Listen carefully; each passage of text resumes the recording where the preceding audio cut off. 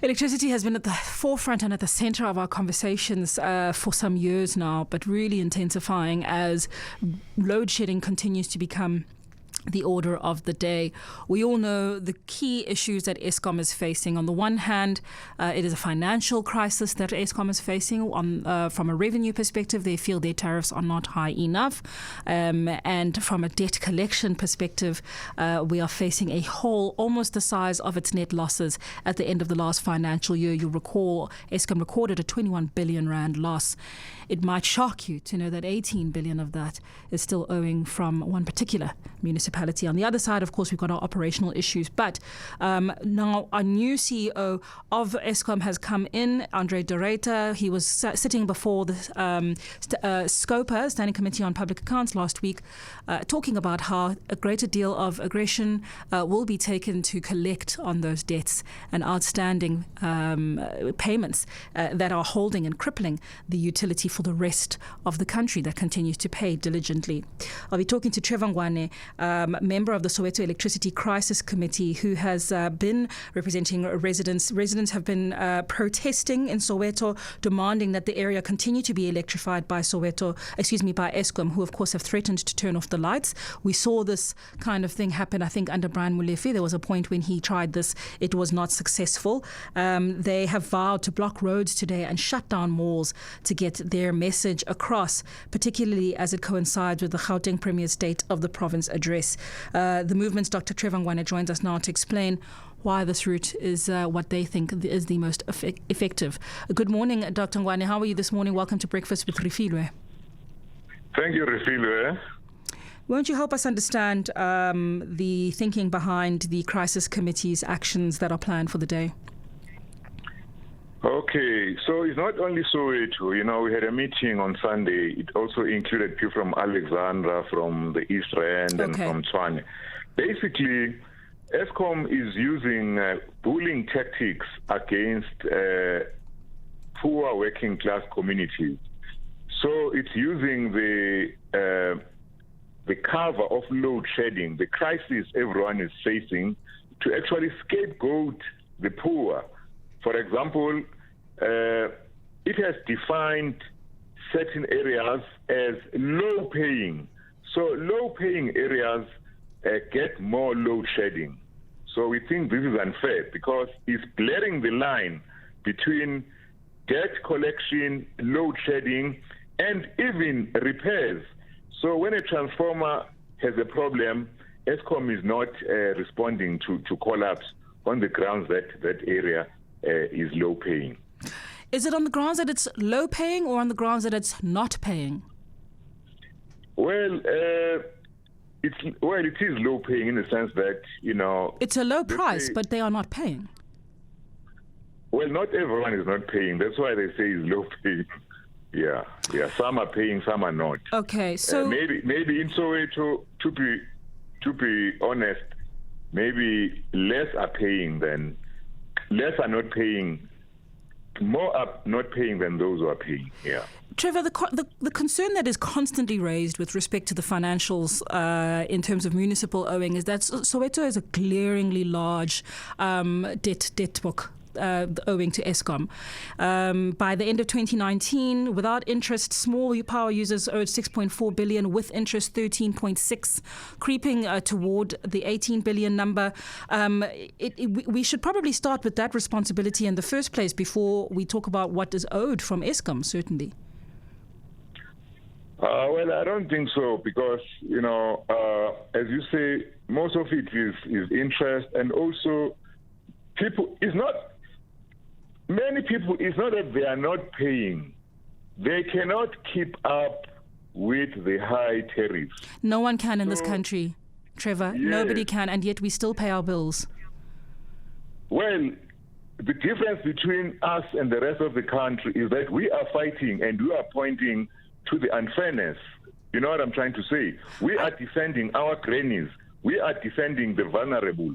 We're not letting them be bullied around. It's not fair to invoke the grannies and the vulnerable, though, Trevor. There are grannies and vulnerable. It's not fair to invoke the grannies and the vulnerable and the empathy on that basis, because there are grannies and the vulnerable here in the Western Cape. But these grannies and vulnerable are paying their electricity bills. They've got similar situation in the Eastern Cape and the like. Yeah, because you are not fighting for them. We are fighting for them. No, they're paying their bills. There's nothing to fight. So the interest that's incurred is by non-payment, not because anybody is bullying you.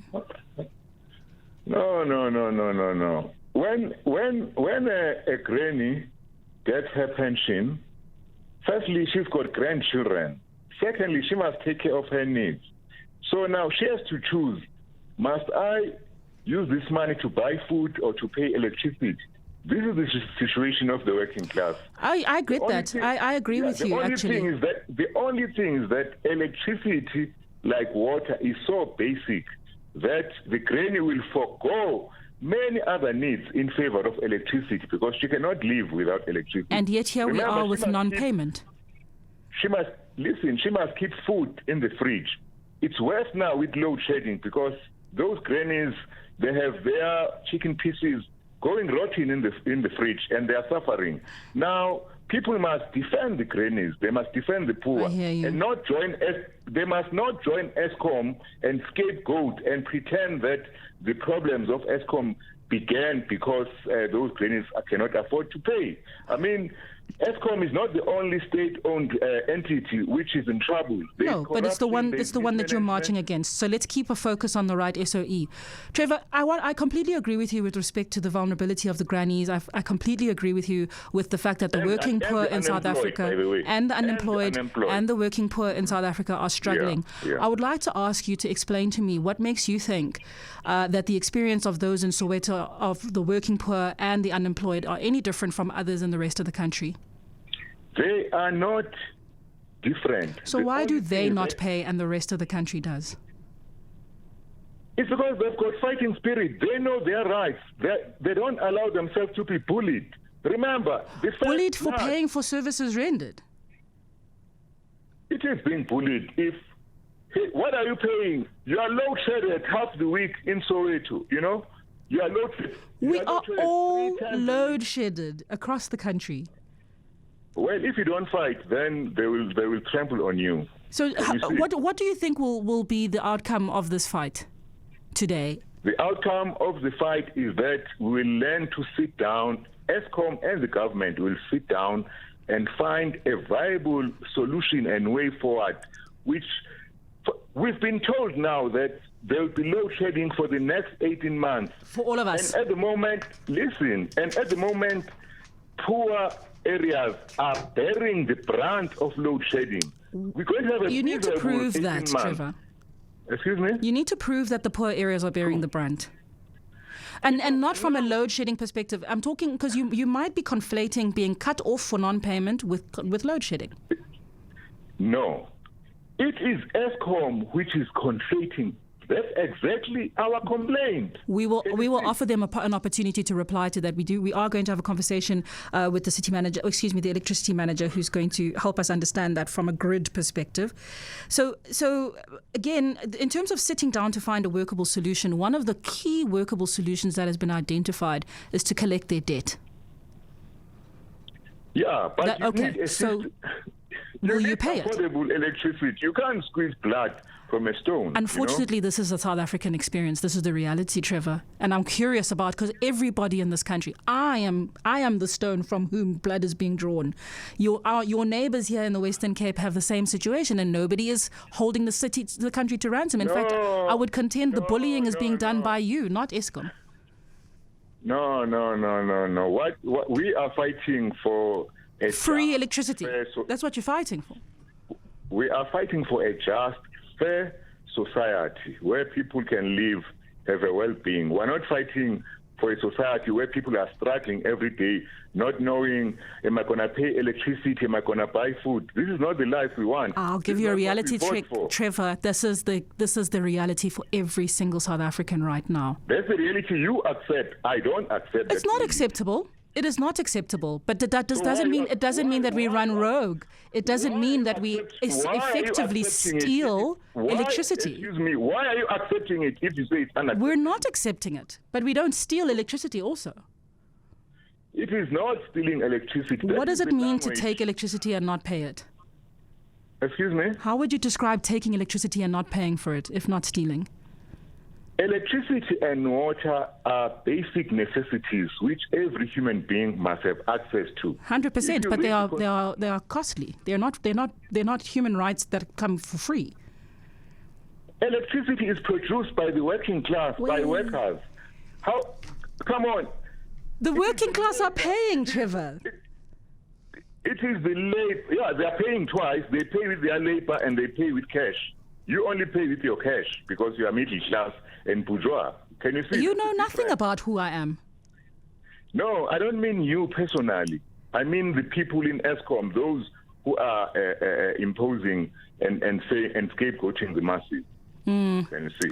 Look, Trevor, I don't disagree. I don't disagree with you. Sorry. I didn't think you were speaking on your own behalf. I thought you were playing the devil's advocate and putting the other point of view. I can tell you, I speak more for the country I'm not for Eskom.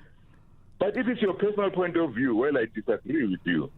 I think for me, Trevor, I'm speaking from a point of fairness. So I'm speaking on behalf of people who are paying their tariffs when they are in the same pain as you. None of us disagrees that Eskom has run roughshod over this grid. None of us disagrees that the corruption has been bad, and none of us disagrees with you that. Let me land on this particular point. That I don't disagree with you that the utility has not done right by us, but we are in a position where the lights could be shut off by delinquency, and if every single municipality had to take the attitude that the Soweto Electricity Crisis Committee is taking, we'll be sitting in the dark. We'll be screaming into the darkness. Oh no, we are already sitting in the dark. If you haven't noticed, this is the thing, and we've been told by the CEO that we're going to be in the dark for the next 18 months, and we've been told that we'll be in the dark because he'll be nursing the 50-year-old power plants. Do you think that after 18 months the power plants will have become younger? I'm sorry. I agree. Dr. Ngwane? Yes, go ahead. You haven't looked at it. The Eskom business model, the Eskom technical and operational plan, all of them are not workable. They are not viable. We're all going over the cliff. In Zimbabwe, it started this way. Load shedding for 4 hours a day. Today, the lights are out in Zimbabwe 18 hours a day. This is where we're going. So attend the SOPA. We can't have this discussion in the streets. Attend the SOPA. Respond to the requests for public comment when NERSA comes around asking, when Eskom comes to NERSA asking for a tariff.